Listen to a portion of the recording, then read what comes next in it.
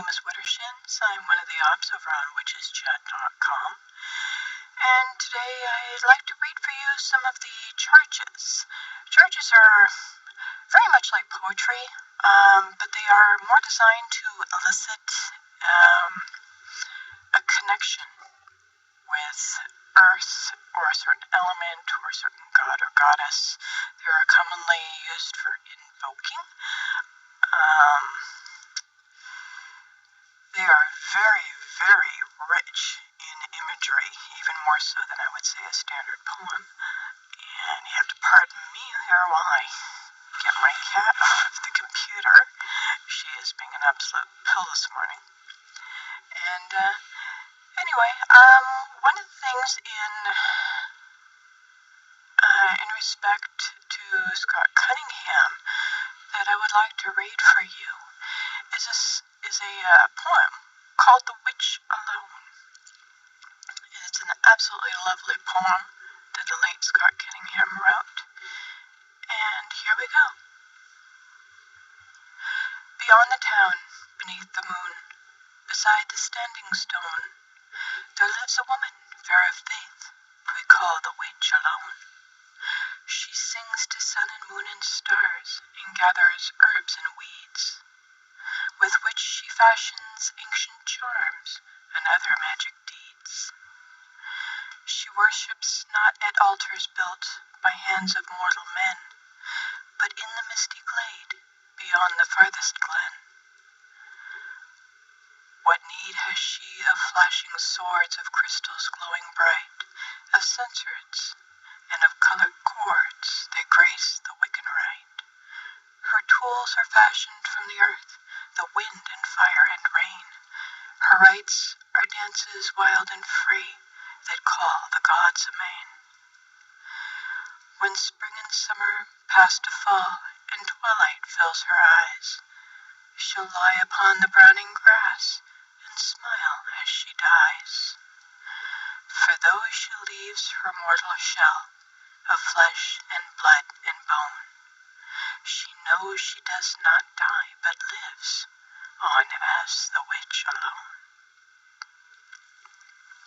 It's one of my favorite poems. I've actually got it on a wall in my house. It resonates a lot with me because I have tools of the trade, but I see tools much more as a temporary learning tool. The same way as training wheels are used to ride a bike. Some people keep them, some people use them out of habit and to intensify. But I think as you come into your own and involve within this faith, you'll find that tools are really not necessary. Scott Cunningham covers in his book, Wicker for the Solitary Practitioner, a rite that is called the Rite of Gestures, and is completely silent and using only your body. So that's really my stand, and that's why that poem resonates so well with me. I'm going to read to you a little essay. Unfortunately, this was done anonymously. I don't have the author's name, but in respect to her, I will read this for you. This is called By the Earth That Is Her Body. Earth holds and supports us like the arms of the great goddess. It's the ground we stand on. Trees take root in it. Meadows rise from it. Crystals grow within it. It grows our grain and gives us green herbs. No other element captures the mystery of the mother, as well as the element that composes her body. All the elements, earth, air, fire, and water, have correspondences, magical tools and qualities that are associated with them, which can vary from tradition to tradition. Traditions tend to be pretty flexible, so don't think of any of these as graven in stone. The correspondences are part of the symbolic richness of these rituals. What we know about the goddess can't be expressed in words. and rituals rife with symbolism lead us to that inexpressible knowledge better than any speech could ever do. When we evoke the qualities of the elements, we surround ourselves with the images of mystery. The element of earth corresponds to the direction north. It's the season of winter, and within winter comes quiet, thoughtfulness, and awareness without distraction. Moving water freezes. The riot of summer growth is dormant. With quiet comes the ability to keep silent, to hold secrets, to listen, and to speak mindfully and purposefully.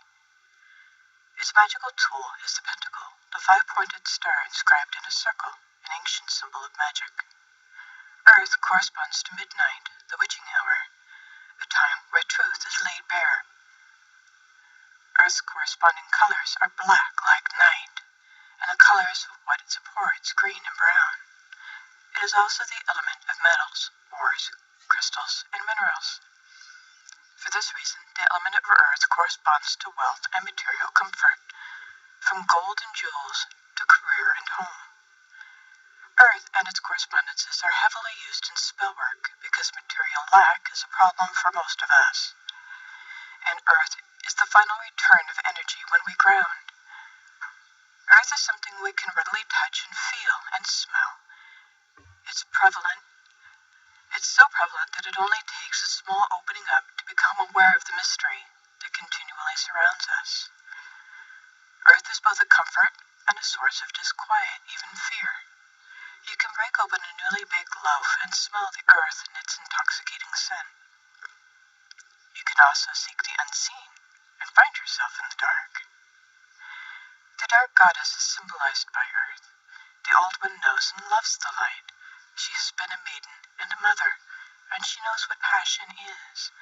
But she is also the destroyer, not just cleaning up after the party's over, but a necessary part of the wheel of life. In the end, the dark goddess will cradle us when the crone beckons us from across the veil, kind and loving. Dark and light are parts of the same wave. The element of earth can teach us to embrace them both.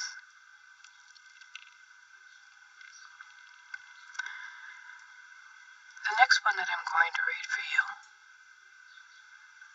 is called Lady of the Moon, Earth Mother, and Sister of Power. The goddess speaks. I am the Great Mother, worshipped by all creation, and existent prior to the consciousness. I am the primal female force, boundless and eternal. I am the chaste goddess of the moon, the lady of all magic. The winds and moving leaves sing my name. I wear the crescent moon upon my brow, and my feet rest among the starry heavens. I am a field untouched by the plow. Rejoice in me, and know the fullness of my youth. I am the blessed mother, the gracious lady of the harvest. I am clothed with the deep, cool wonder of the earth, and the gold of the fields, heavy with my grain. By me the tides of the earth are ruled. All things come to fruition according to my season. I am refuge and healing. I am the life-giving mother, wondrously fertile. Worship me as the crone, tender of the unbroken cycle of death and rebirth. I am the wheel, the shadow of the moon. I rule the tides of women and men, and give release and renewal to the weary soul. Through the darkness of my death is my domain. The joy of birth is my gift. I am the goddess of the moon, the earth, the seas. My names and strengths are manifold. I pour forth magic and power, peace and wisdom. I am the eternal maiden, mother of all, and crone of darkness. I send you my blessings of limitless love.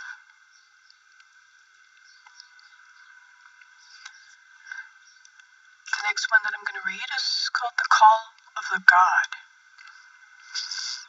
and as most of us, despite our pagan pasts, tend to embrace the god and the goddess as equally in power. In a lot of Wiccan traditions, you'll find so much reference to the goddess and blessing,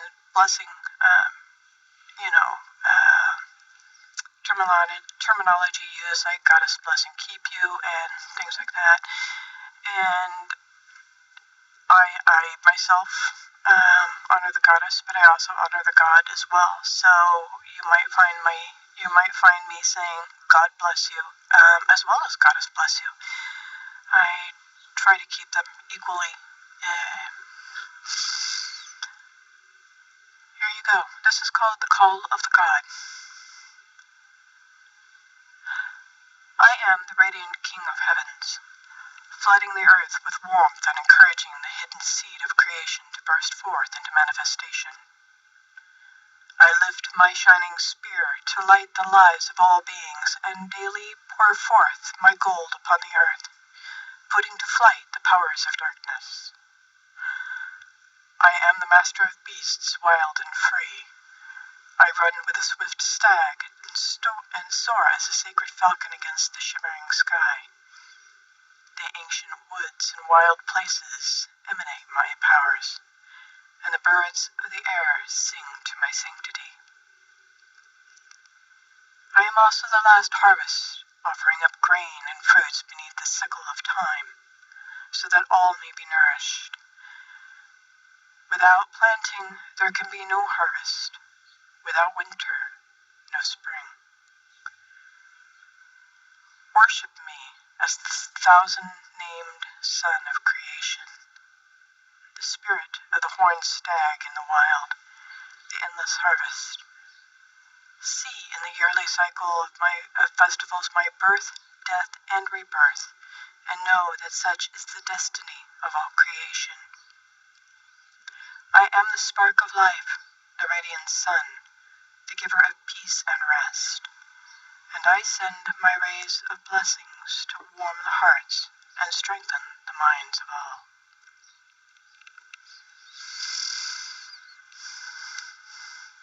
We honor the God. Next one I think everybody will be pretty familiar with, or at least have read sometime in their, course of studies. So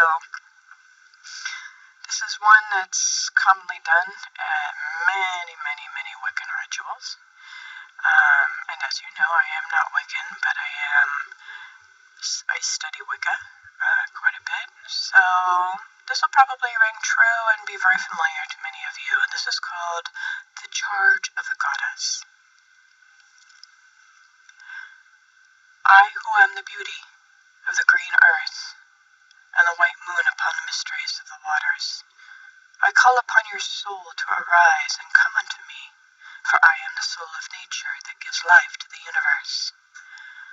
From me all things proceed, and unto me they must return. Let my worship be in the heart that rejoices, for behold, all acts of love and pleasure are my rituals. Let there be beauty and strength, power and compassion, honor and humility, mirth and reverence within you. And you who seek to know me, know that the seeking and yearning will avail you not unless you know the mystery. For if that which you seek you find not within yourself, you will never find it without. For behold, I have been with you from the beginning, and I am that which is attained at the end of desire. The next one is one of my favorites. This is called the Autumn Goddess Charge. I am the waning moon, the goddess who is fading from the land. In the springtime I sought my lord, and mated with him beneath the trees and stars. At Beltane I wed my lord beneath the first blossoms of the hawthorn tree. And in the summertime I ripen the apples in the orchards, and grew the fruit round and strong. At the corn harvest I cut down my Lord, and by his death our people might be fed. And now in the autumn time I descend beneath the earth to dwell with my Lord in his dark kingdom, until our child is born at the winter solstice. I will bring forth the child and renew your hope. And at Candlemas I myself will return to renew the land I leave you, but I return to you.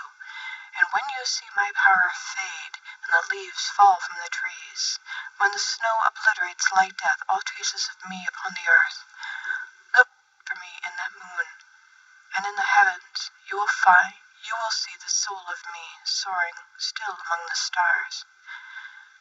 And in that darkest time, when the moon is covered by shadow, and there is no trace of me in heaven or on earth, when you look outward and your lives seem cold and dark and barren, let not despair eat at your hearts. For when I am hidden, I am but renewing. When I am waiting, I am making ready for my return. Remember my promise and look within you, and there you will find the spirit of me, waiting those who seek.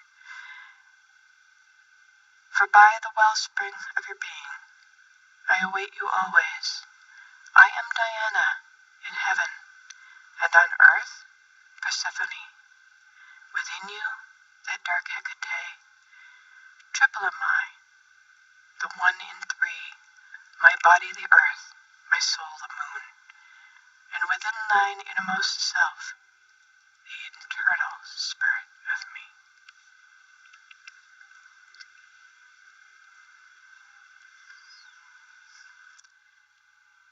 And let's see here.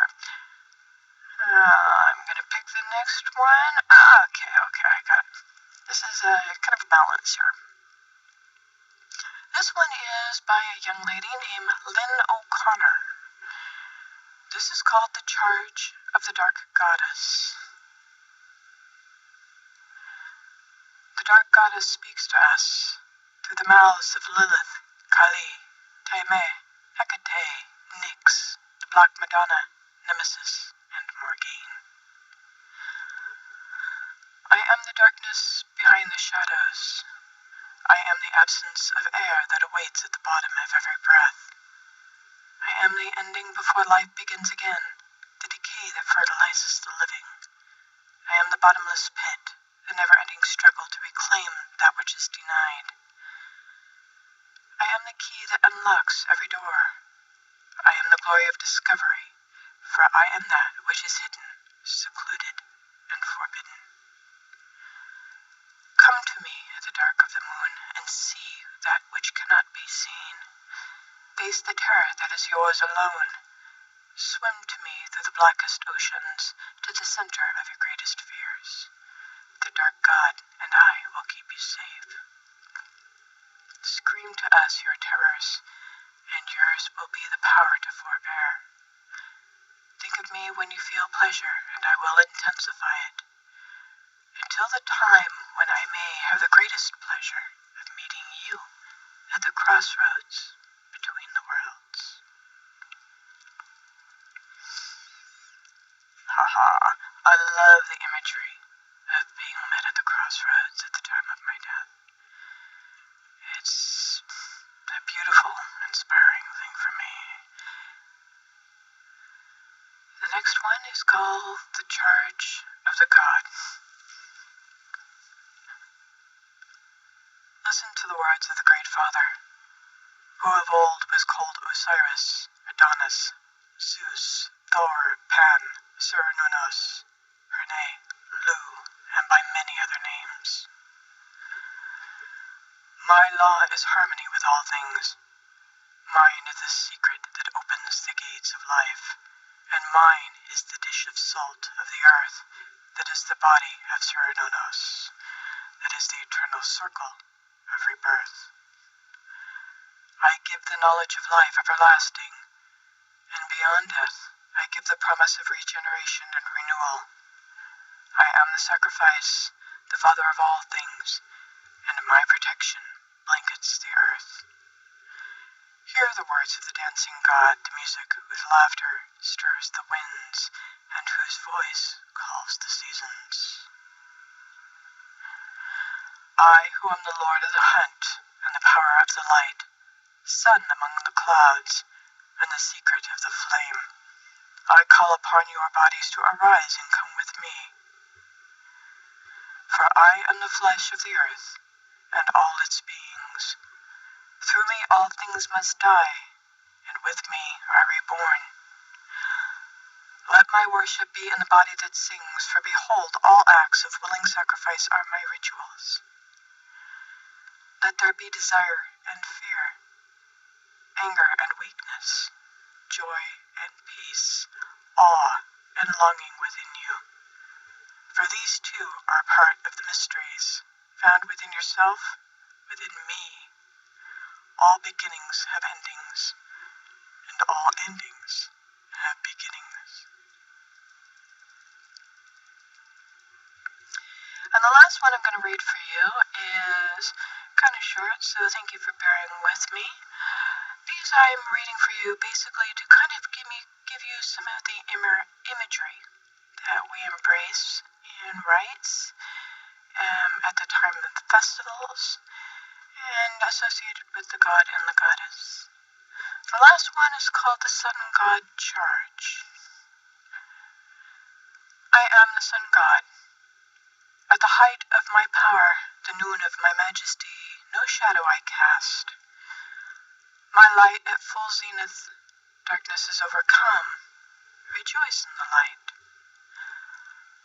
Born of the dark was I in the cold midnight, son of that hunting god deep within the green wood. I come forth, and put to flight the darkness. Lord of life, Lord of light, golden one and king of glory, rejoice in my orb. Now, in its splendor, my warmth has restored the earth to its light. About me, the planets revolve. Well, thank you for joining me on this little journey, and I hope you found a little inspiration to write maybe some of your own poems, maybe some of your own charges to use at your own rites when you're casting your circle, or just when you're trying to get into the right frame of mind. Once again, this has been an impromptu edition of the Open Circle. Love light, all blessings, and may the God and Goddess hold you in their